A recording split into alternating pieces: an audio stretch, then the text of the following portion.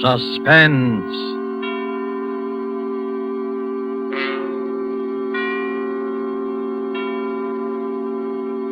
This is the Man in Black, here again to introduce Columbia's program, Suspense. In our starring Hollywood cast tonight are Mr. John Sutton, who appears as a young English doctor, Jim Norwood, who knew a great deal more than he admitted concerning the strange events which we are about to relate, and Mr. George Zucco, who plays the village curate, the Reverend Arthur Morley. Our story, and it bears none but a coincidental resemblance to H.G. Wells' famous short novel, The Invisible Man, is by John Dixon Carr, and is called The Man Without a Body, tonight's tale of suspense. If you have been with us on these Tuesday nights, you will know that suspense is compounded of mystery and suspicion and dangerous adventure. In this series are tales calculated to intrigue you. And so it is with The Man Without a Body and the performances of John Sutton and George Zucco. We again hope to keep you in suspense.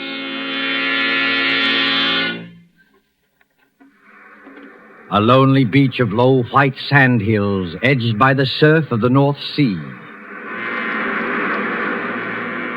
And back from the beach, drowsing as it has drowsed for 10 centuries, lies the village of Aldbridge in Suffolk.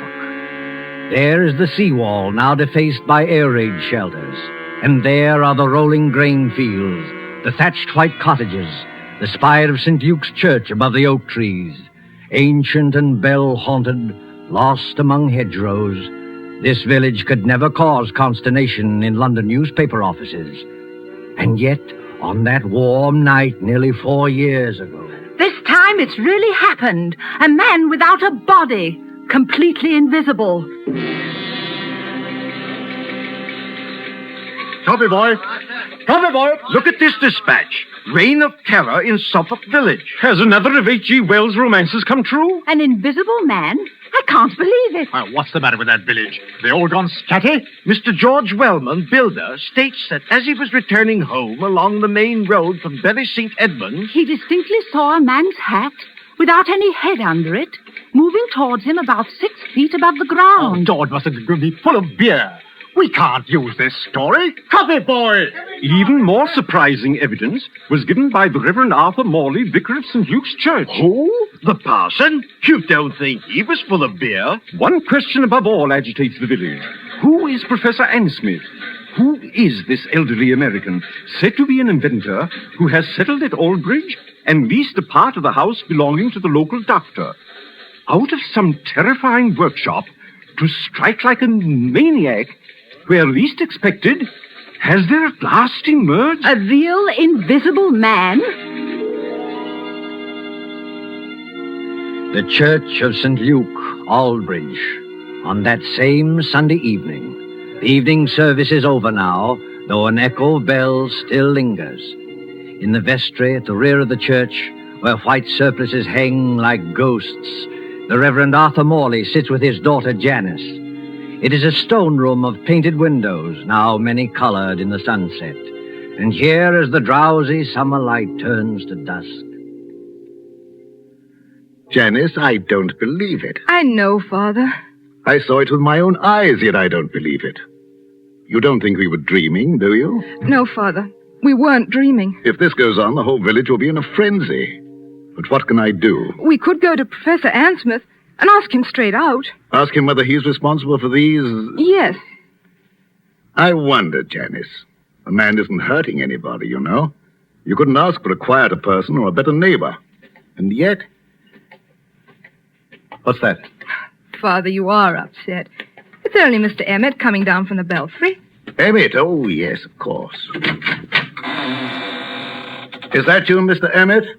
It's me, all right, sir. And very much in the flesh. Did you think I was the invisible man? Mr. Emmett, I forbid you to mention that subject. Very good, sir. But there's others, begging your pardon, that do mention it. Oh, yes, forgive me. I spoke too sharply. Oh, that's all right, sir. No harm done, no bones broken.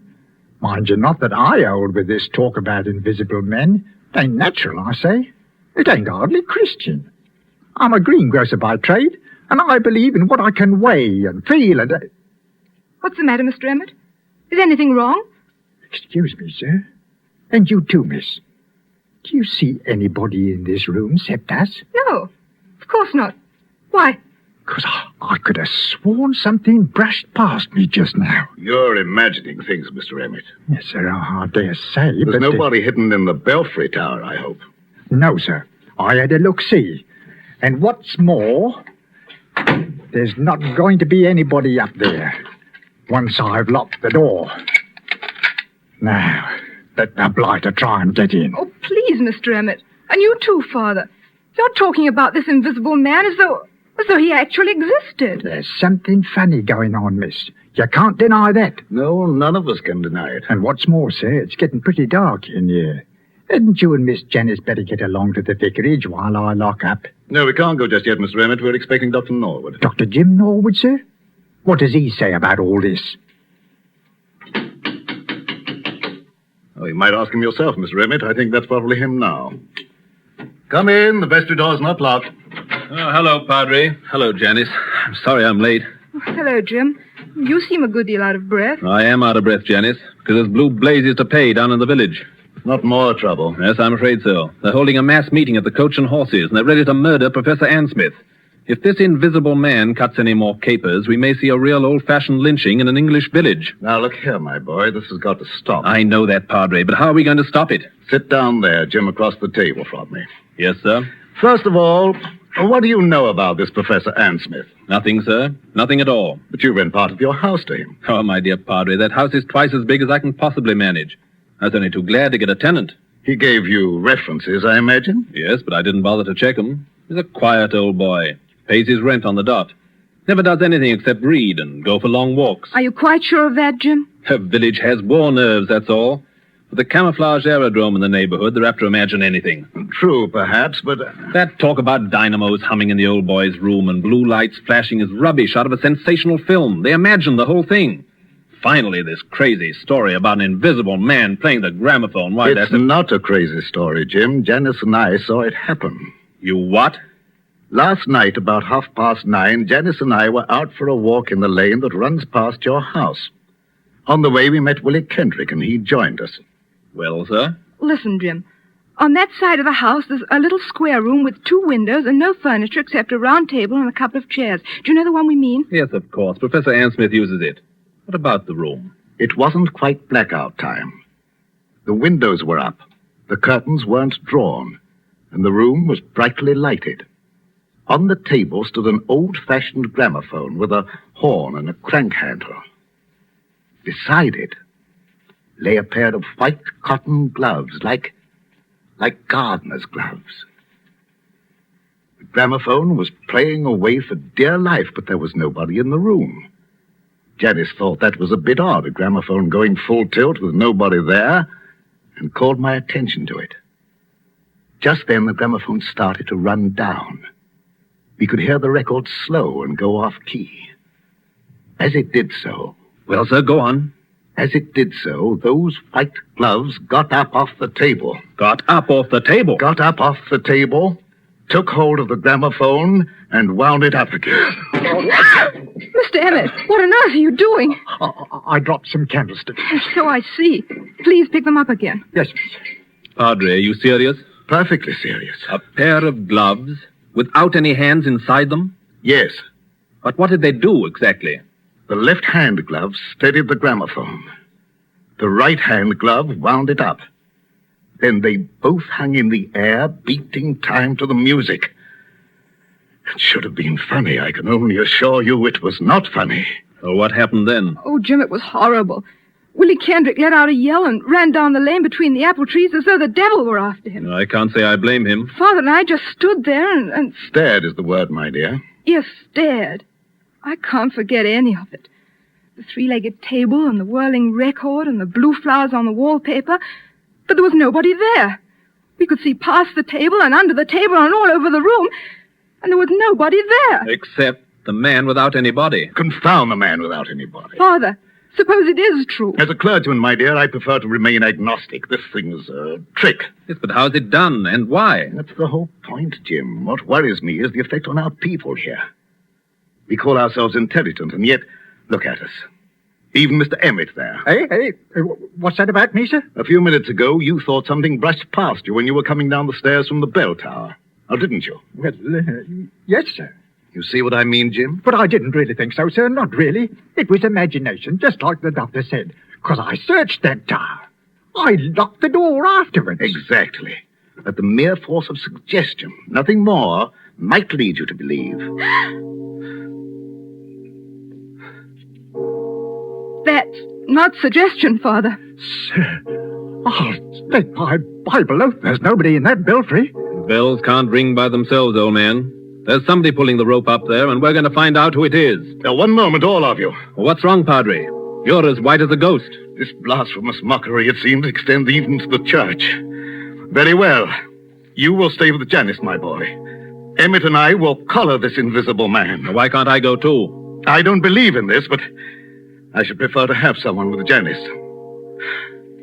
You're not afraid, Mr. Emmett? If it's alive, sir, I'm not afraid of it. And if it's dead, well, you're not afraid of it. The tower door's open, sir. I'm ready. Don't do it, Father. Don't go. You can't help them, Janice. Sit down here. Take it easy. Jim Norwood, what's wrong with you? Wrong with me?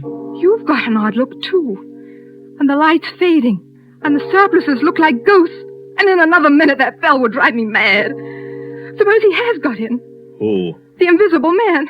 Oh, don't talk rot. As there are sounds that the ear cannot hear, so there are colors that the eye cannot see. I read that somewhere. He hasn't hurt anybody yet. But suppose he turns nasty and does hurt somebody. He can't hurt anybody. How do you know? Janice, listen to me.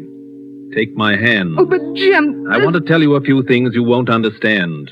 I don't ask you to understand. I just ask you to remember. Well, what is it? The first is a question. If you were a government official and wanted to find an expert on camouflage, where would you go? An expert on camouflage? Yes. And the second point is this. I studied medicine in Germany. Oh, I know that, but that's One night on a bet, I hid backstage at the Winter Garden Theater in Berlin. I saw the whole show from backstage, and I learned a great deal. Jim Norwood, what on earth are you talking George about? Wellman and I have talked the whole thing over. In a way, Janice, there is an invisible man. I can tell you who he is and how he works. But there's no danger, do you understand? There's no danger at all. Jim, what was that? I don't know. You do know. I can see it in your face. You do know. I think somebody's fallen Fallen? from the top of the belfry. Oh, Father! Stay here, Janice. You can't do any good. Let go of my arm. I'm going up there. No, you're not. I didn't think what the danger might be. Besides, there's somebody coming down the stairs now. Stay just where you are and don't move until... Oh, Father. Father, are you all right? Steady, sir. Take it easy now. I'm perfectly all right, yes. But you'd better go into the churchyard and see to Emmett. He fell? No, Janice, he did not fall. He was thrown. Oh. Thrown? By whom? There's no time to argue now. You're a doctor. Go out and see to him. Well, is he in... I don't know. Go. Yes, sir. For I will work a deed in your days which ye will not believe, though it be told you. Janice, this is incredible. Why? You heard the bell ring. I saw it ring. Without anybody there? I was as close to that bell as I am to you now. No hand held the rope. There were no strings or wires or any tricks to make it move. Yet it clanged back and forth alone in the tower. And I thought I heard someone laugh. Laugh? Oh, don't take that too seriously. We were both overwrought, and the noise of the bell was deafening. What about Mr. Emmett? Emmett yelled some words I couldn't hear and lunged for the bell. Then something caught him. Something caught him and gave him a sledgehammer blow in the back.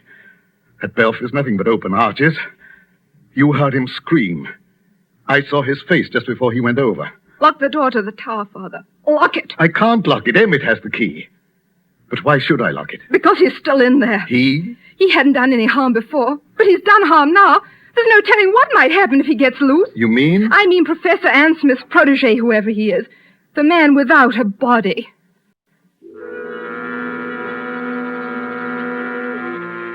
Under the red sunset, some quarter of a mile away, a grass-carpeted lane winds between rows of apple trees.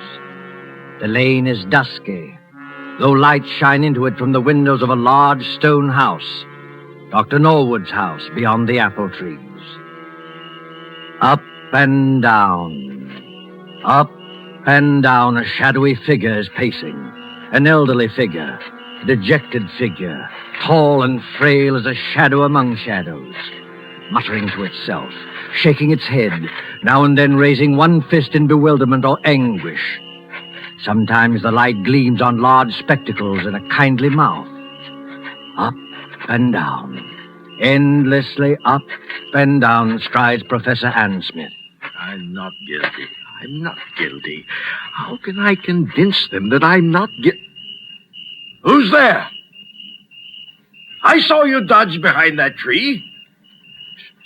Stand out, sir. Did you call me, Professor Ansmith? Yes, I did call you. Who are you? You probably won't recognize me, Professor Ansmith. Nevertheless, my friend, may I ask what your name is? My name is Wellman, Professor. George Wellman. Wellman. I've heard that name. Maybe you have. I'm a builder by trade, and a great friend of Dr. Norwood's. Wait one moment. Aren't you the young man whose firm is putting up these air-raid shelters along the seawall and making such an unholy din with your riveting machines? That's me. And come to think of it, aren't you the one who first started this alarm about an invisible man? Yes, because I met him. You did not meet him, sir. This whole thesis is scientific nonsense, and I won't have it. You won't have what? I'm an old man, Mr. Wellman. I never did anybody the least harm. As God is my judge, I know nothing whatever about this... What's that? It looks like the vicar's car, Professor. You'd better stand back. This is a pretty narrow lane.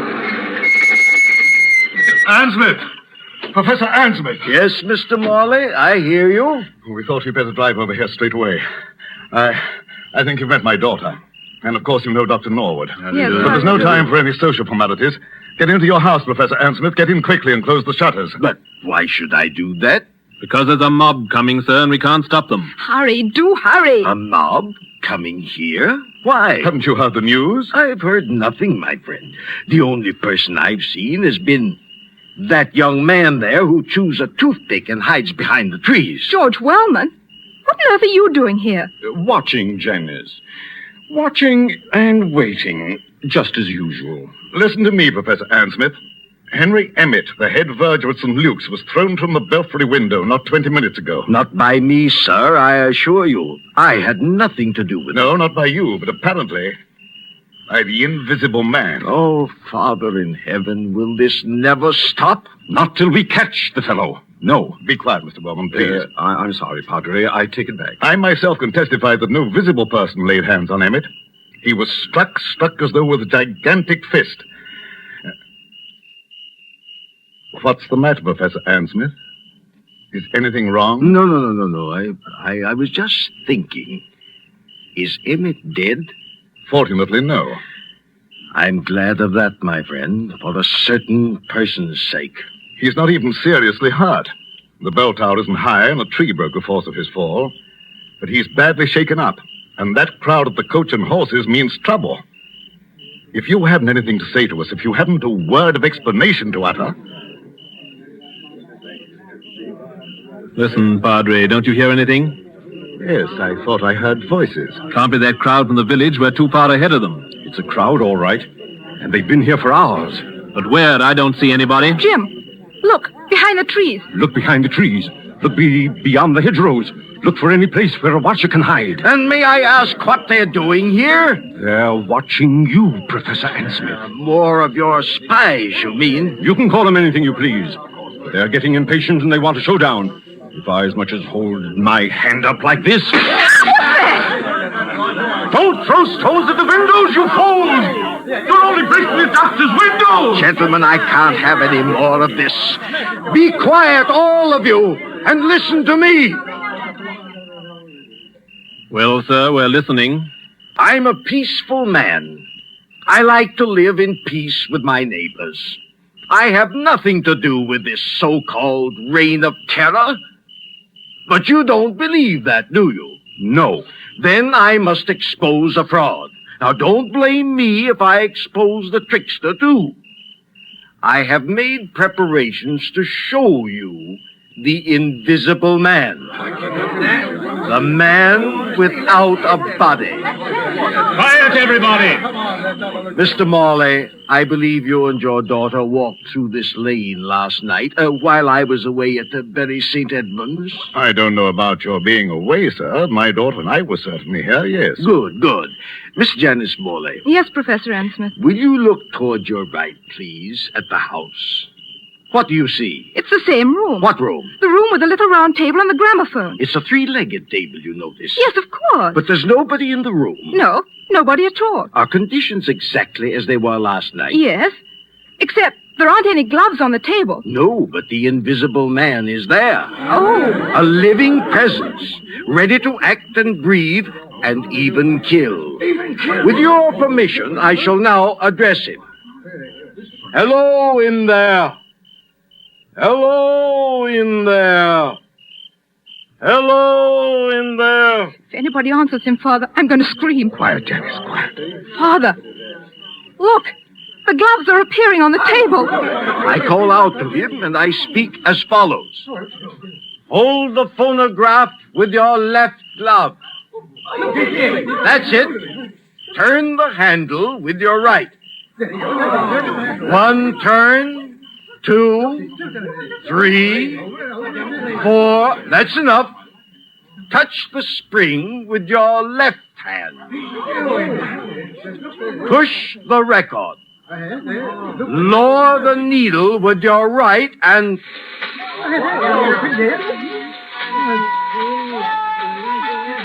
Ladies and gentlemen, the Invisible Man. Hold him off! Hold, you fools!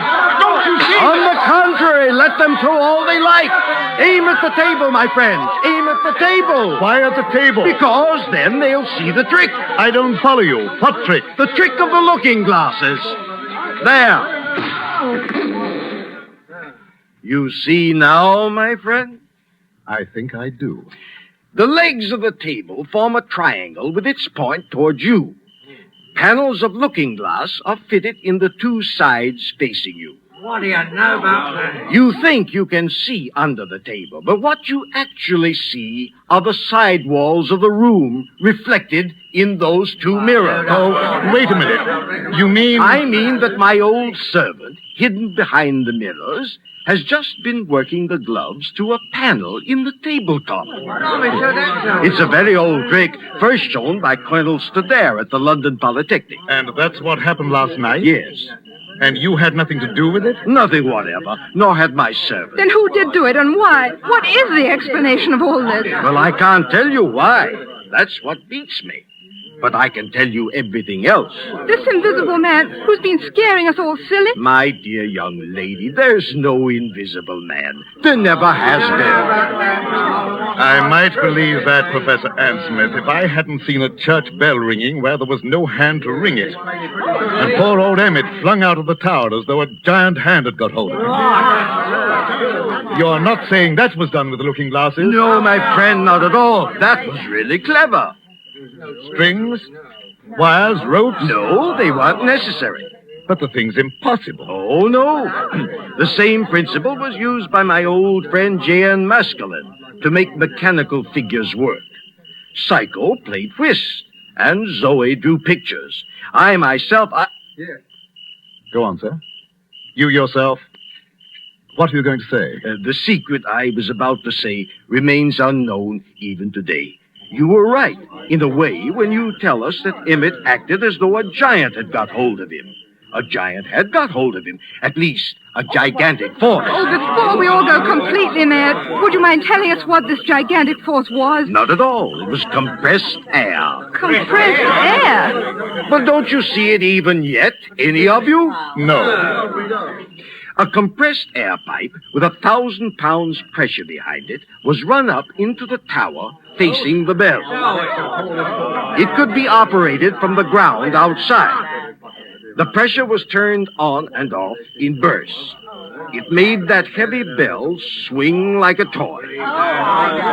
Emmett, don't you remember? Emmett rushed forwards towards the bell. And the air pressure? The air pressure struck him like a sledgehammer and flung him headlong out of the tower. There's your miracle, gentlemen. That's all there was to it. Sir, I can't doubt what you say. It's too circumstantial and too right. But what, my friend? The compressed air tanks, the mechanical apparatus to work this trick. Well, what about it? Well, where did it come from? Such things don't grow on bushes. No, but they do grow on riveting machines. Riveting machines? Yes, such as the riveting machine they're using on the air raid shelters along the seawall. Would you care to tell us, Dr. James Norwood, why you and your friend Wellman have been playing all these tricks?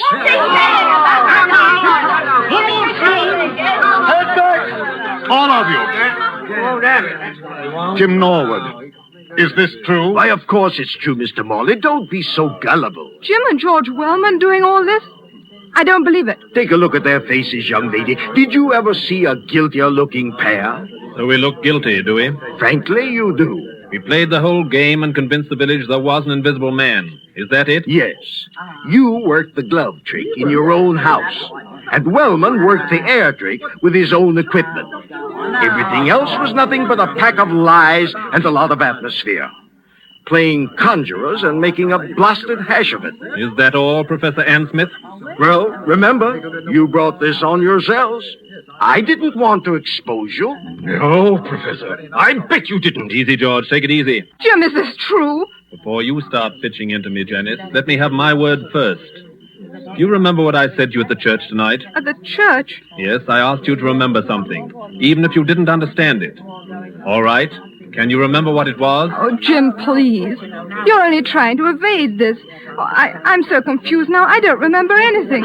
All I can think of is this horrible business and what's behind it. Father can't believe his ears, and I'm not much better. We've practically idolized you. All we want you to do is answer a straight question. Jim, are these accusations true? Yes, they are true.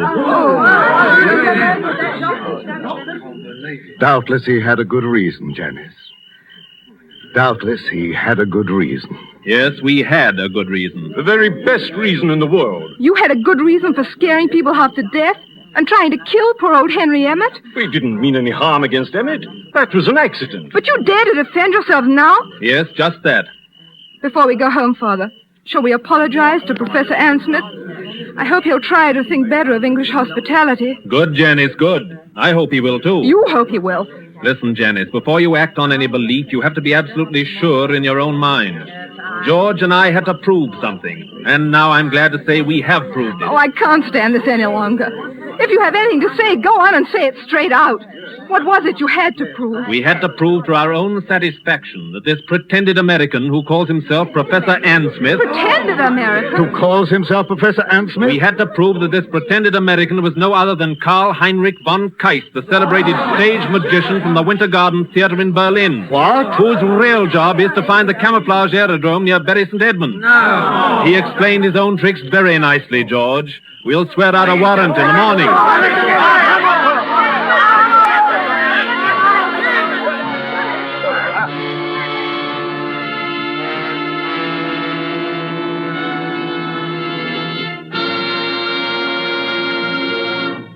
And so closes The Man Without a Body, starring John Sutton and George Zucco. Tonight's tale of Suspense. This is your narrator, the Man in Black, who conveys to you Columbia's invitation to spend this half hour in suspense with us again next Tuesday, when the distinguished actress, Miss Agnes Moorehead, will be heard in one of her many brilliant characterizations. Starring with Miss Moorehead will be Miss Ellen Drew, who as Carol Linden tells the amazing story of Uncle Henry's Rosebush.